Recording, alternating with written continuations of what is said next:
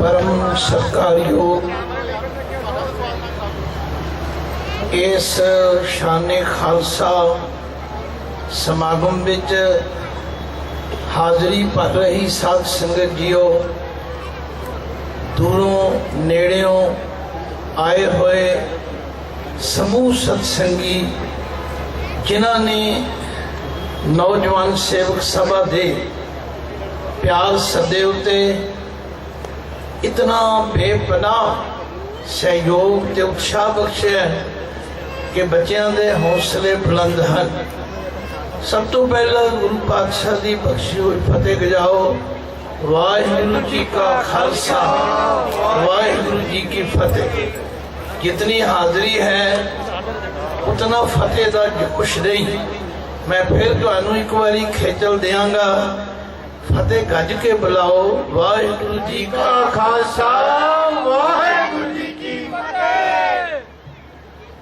श्री गुरु ग्रंथ साहिब जी दी पावन पवित्र बाणी की विचार करके सानू ये समझ आती है कि उस अकाल पुरख परमात्मा ने जिसनों असी कादर कहते हाँ, जो सारी सृष्टि का करनहार है, उसने हर जीव जंतु दे लई एक परिवारक जीवन का मुड बने।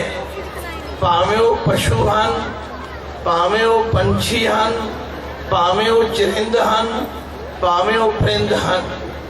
कुदरती रचना के अंदर नर अते नारी, इन्हां दोहां दे नाल ही ये साडा सारा समाज चलता है। कोई एक भी ऐसा जीव नहीं जिससे नाल मादा अते नर इन्हां दोहां दा सुमेल ना होवे। पर मनुखी समाज दे अंदर कादर दी उस कुदरत नाल पूरा इंसाफ असी नहीं कीता। क्यों? कई थावां ते मैं देखता हाँ कि मनुख अपने आप को प्रधान मानता है और स्त्री को अपने नालों कुछ घट दर्जा देता है। पर श्री गुरु ग्रंथ साहिब जी के अंदर जितना भी ज्ञान है उस सारे ज्ञान का आधार पति और पत्नी है। जिन्होंने गुरबाणी का अध्ययन किया है वो खूब जानते हैं कि परमात्मा नू पति अते सारे जीवां नू स्त्री रूप मने। ते बाणी का फरमान है एका पुरख सबाई नाल। इस तो वधेरे होर परिवारक जीवन की महत्ता दर्शाउण लई आओ जरा गुरु साहिबान की सिक्ख्या वल ध्यान दईए। साढ़े 10 गुरु साहिबान होए हैं, उन्हां विचों 9 गुरु साहिबान गृहस्थी होए ने। गुरु नानक देव जी तो लैके गुरु गोबिंद सिंह जी तक 10 जामियां विच गृहस्थ जीवन की प्रधानता दर्शाई है। सिर्फ एक गुरु हरकृष्ण साहिब जी हैं जिन्हां दी उम्र 5 साल तो 7 साल तक सी। भाव 2-2.5 सालों का समा उन्होंने गुरता गद्दी ते विराजमान होए, पर उन्होंने क्योंकि गृहस्थी उम्र ही नहीं सी तो 9 गुरु साहिबान ने गृहस्थ धर्म नू धारण करके इस गल का सबूत अते प्रमाण दिता कि साडा जीवन सुखी ही तां रह सकता है जे असी गृहस्थ धर्म के धारणी होवांगे।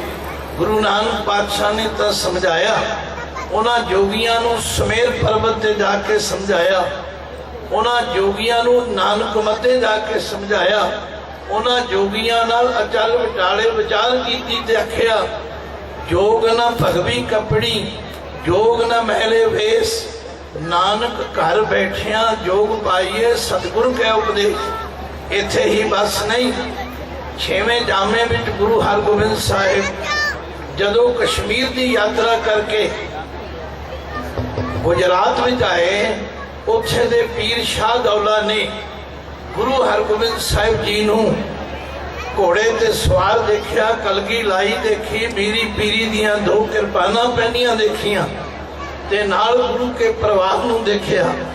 गुरु हरगोबिंद साहिब जी दे 5 साहिबजादे सन, बाबा गुरदित्ता जी, बाबा सूरजमल जी, बाबा अणी राय जी, बाबा अटल राय जी और गुरु तेग बहादुर जी।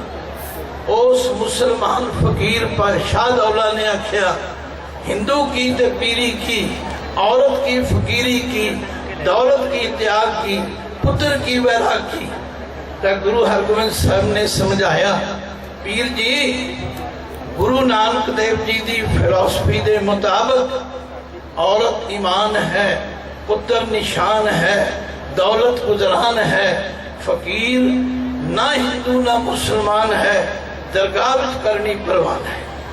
अज साडे समाजिक नेता रुख बचाओ ते कुख बचाओ जा नारा बुलंद कर रहे हैं, पर मैं समझदा हाँ कि सिर्फ नारियां की गल नहीं, सिर्फ रुख बचाओ कहण नाल, कुख बचाओ कहण नाल ये गल अमल विच नहीं लिआंदी जा सकती। इहदे विच जिथे साडे समाजिक ते धार्मिक आगुआं की ड्यूटी है, उत्थे पुरुषां दी ते इस्त्री भी अपनी अपनी थां जिम्मेवारी संभालन।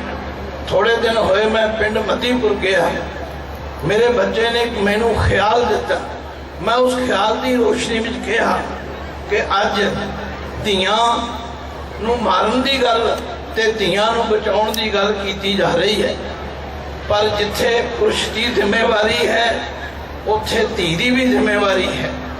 अज जदों किसी घर की बच्ची जिस घर में जन्म लैंदी है, ਉਹਦੇ माता पिता ਉਹਦੇ ਲਈ बड़ियां सदरां सजाउंदे हैं, ਉਹਨੂੰ चंगी तरह पालते हैं, पढ़ाते हैं, लायक बनाते हैं, पर जदों वो बच्ची जवान होंदी है वो अपने माता पिता की इज्जत का ध्यान नहीं रखती, वो अपने वीरां की इज्जत का ध्यान नहीं रखती और किसी लंडर के मुंडे दे नाल तुर जाती है। वो सारा परिवार एक तरह आत्मक मौते मर जाता है, वो वीर शर्म नाल डूब मरते हैं, वो पिता किसी को मुंह दिखाने जोगा नहीं रहता।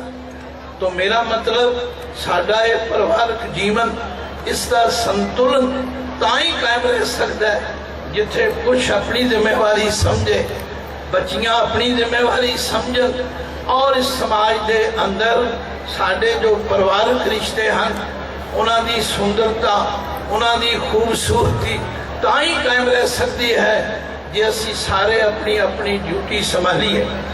अज नौजवान वर्ग अखबारां भरियां पईयां हन, उन्हां दे अंदर वो भावना खत्म हो गई कि ये साडियां धीआं हन, ये साडियां भैणां हन।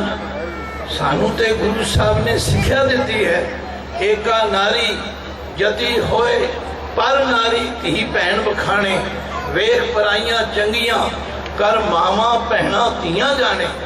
इस तरह साडा जो परिवारक जीवन है उहदे विच जिथे पुरुष दीआं जिम्मेवारियां हन उत्थे इस्त्री दीआं जिम्मेवारियां। तुहानूं पता होवे गुरु नानक देव जी वो महान आगू ते सुधारक सतगुरु होए ने, जिन्हां ने अपनी पवित्र बाणी दे अंदर पंड जमी है, पंड निमी है, पंड मंगण भी आओ। पंड कहते ने इस्त्री, जन्म भी असी इस्त्री तो लेंदे हां, साडी होंद इस्त्री तो शुरू होंदी है। पंड मंगण भी आ, इस्त्री नाल ही मंगना हुंदा है, इस्त्री नाल ही विआह हुंदा है। पर जदों इस्त्री नाल साडे समाज में कोई वाधा, कोई धक्का कीता जांदा है, तो मेरे गुरुदेव ने फरमाया, पंड मोआ पंड पालीए, पंड होवे बंधान, सो क्यों मत आखिए जित जमे राजा। तो मैं इन्हां संखेप के अखरां नाल अज की इस बहुत वड्डी हाज़री नूं ये प्रेरदा हाँ, जे तुसीं चाहुंदे हो कि साडे परिवारक जीवन विच बैलेंस बन सके तो फिर अपने अपने फर्जां नूं संभालो, बच्चियां नूं नफरत ना करो। देखो बच्चियां ने कितना सुंदर कीर्तन किया है, बच्चियां ने इस समागम में पूरा हिस्सा लिया ते हाली होर तुहानूं नज़र आवेगा। बच्चियां किसी तो घट नहीं, बच्चियां किसी तो पिछे नहीं, पर अज साडे समाज नूं होश विच आउण दी लोड़ है ते गुरु ग्रंथ साहब की सिक्ख्या तो ये प्रेरणा मिलती है कि असी सारे इस्त्री रूप हाँ, परमात्मा साडा पति है। तो सानू अपने समाजिक जीवन, परिवारक जीवन में इन्हां परिवारक रिश्तियां दी पवित्रता नूं समझदे होए देख पराइयां चंगियां कर मावां भैणां धीआं जाने एका नारी सदा जती पर नारी धी भैण बखानी। परमात्मा ने दो अखां दित्तियां इन्हां अखां नाल वेखना है।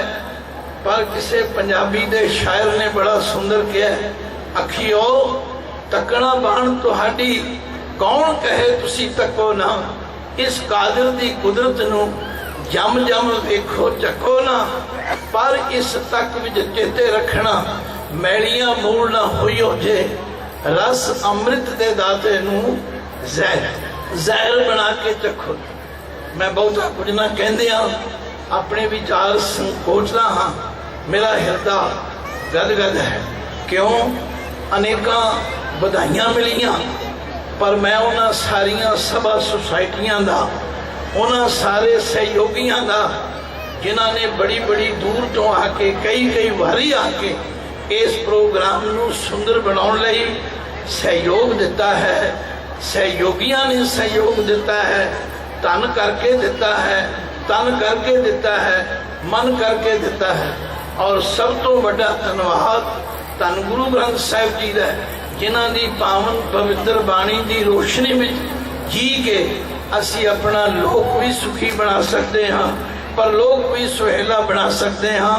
ये प्रोग्राम तुहानू ये सुनिया दे रहा है ये संदेश दे रहा है कि अपने परिवारों के अंदर जो बजुर्गों का आदर घट रहा है उन्होंने कायम करो। ये आदर घटन ना दो अपने बजुर्गों को पूरा सत्कार ते सन्मान दे के उन्होंने इज्जत बनाओ फिर साडा समाज होर सुखी होगा। इन्हां अखां नाल मैं अपने विचार संकोचदा हाँ। एक बारी फिर फतेह बुलाओ वाहिगुरू जी का खालसा वाहिगुरू